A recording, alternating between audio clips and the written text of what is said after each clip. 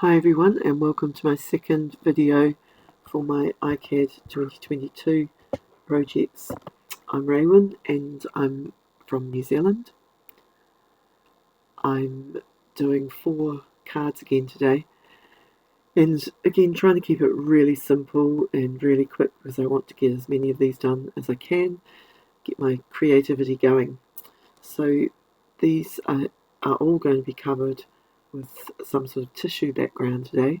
These first two are the backing of some tissues, serviettes, napkins, whatever you call them.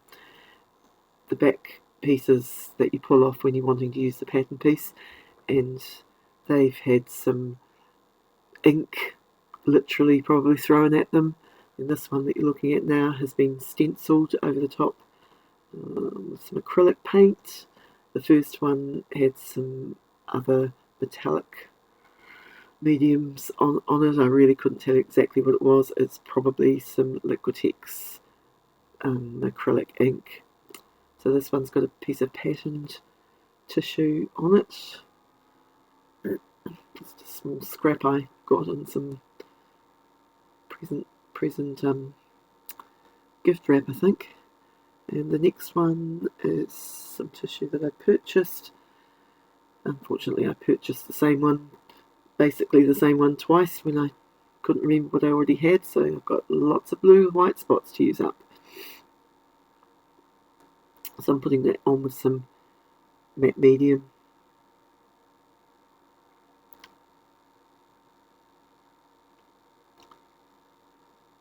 So these are the 4 pieces all ready to go.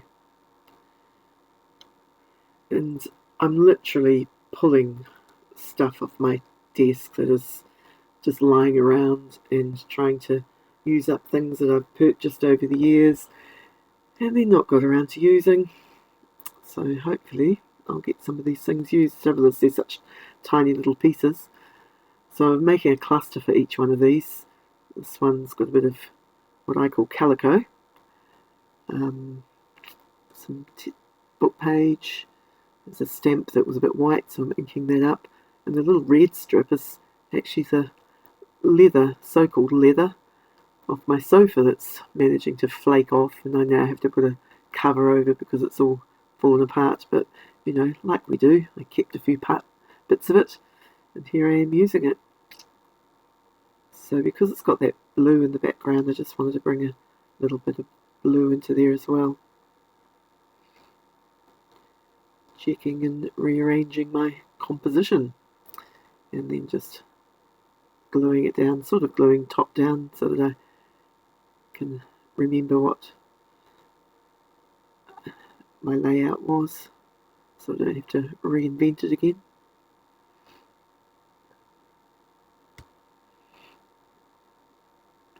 And a bit more ink to grunge it up a bit.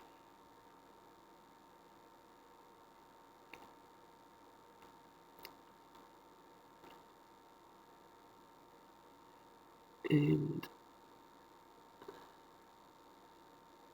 a bit of good old, I can't remember what it's called, you use it for your walls when you're putting your wallboard on, and using some Faber-Castell gelatos to bit of colour, some water to make it move. It was a bit bright, so rubbed a bit off. And then the little cluster glued down on top.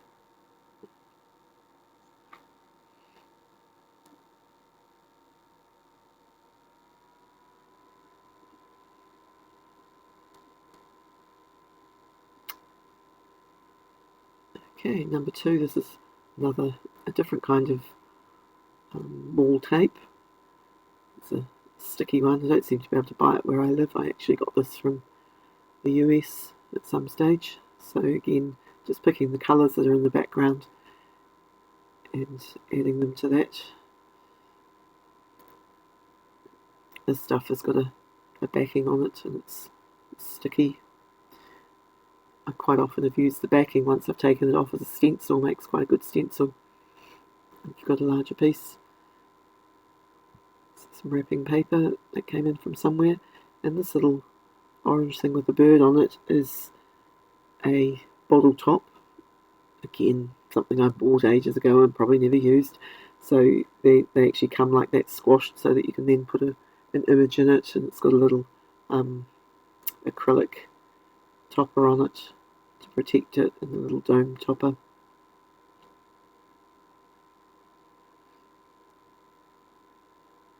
So it needs a bit more oomph to hold it down, so I'm going to use some matte medium to hold the bottle cap down. Bottle cap.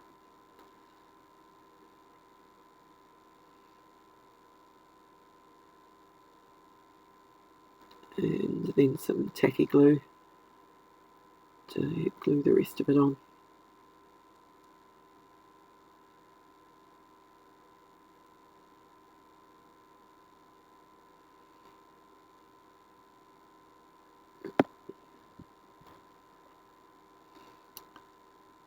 And the next one, so some silver tape that is probably used with some sort of pipes or something. This one came from just a $2 shop. And again, I've got plenty of it because I think I've bought it twice when I forget that I already have it. A bit of coffee dyed paper or some stamping on it, a little bit of fabric, some scripts that have had some jelly print done on them, and the little flower is made out of a baby wipe that's been cut, put together with a split pin and heated up with a heat tool to make it do that sort of shrinking thing.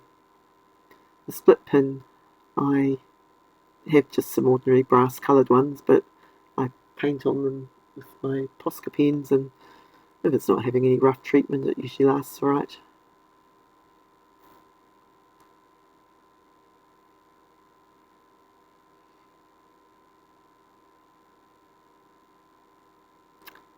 And the last one, again, this is just some book page that was quite nice, out of an old book that second-hand book I've bought. And some fabric I've got that's got some interesting designs on it. And just making a central embellishment to go on the top there, to give it a bit of focus. That one's one of my favourite stickers.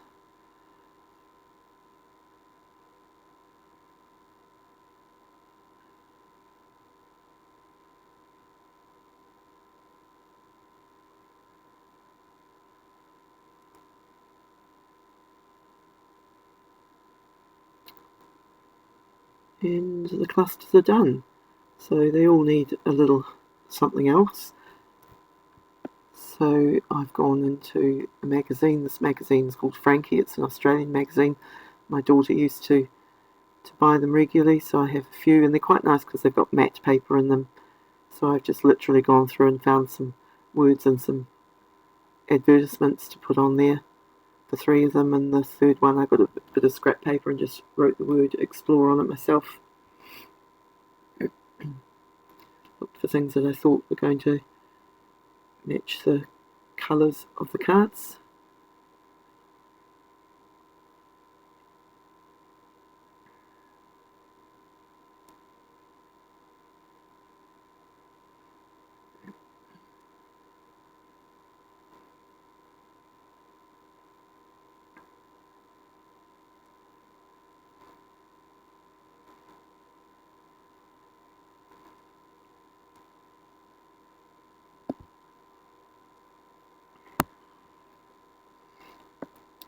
I did think about using a pen and doing some etching, some borders on these, but I wasn't really sure that it was going to work on the surfaces that I had, and whether it was really the right thing to do.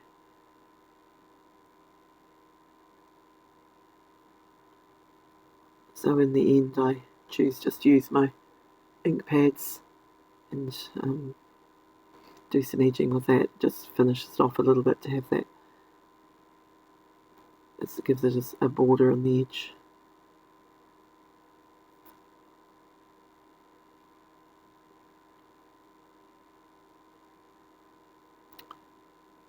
So 2 of them I do with black distress ink. ink pad seems to be very juicy. I obviously haven't used it very much, because I think normally I would prefer to use a permanent ink. But again, as these aren't really going to be going anywhere, so once that dries it's fine. And this one was a cobalt blue.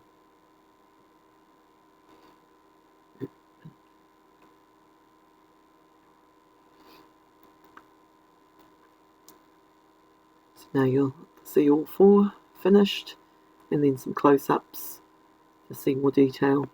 So I hope you enjoyed those. Come back, there's another 4 that I've started, so hopefully they won't be too far away. And I'll post these on my Instagram as well. Thanks for following, thanks for watching. Bye.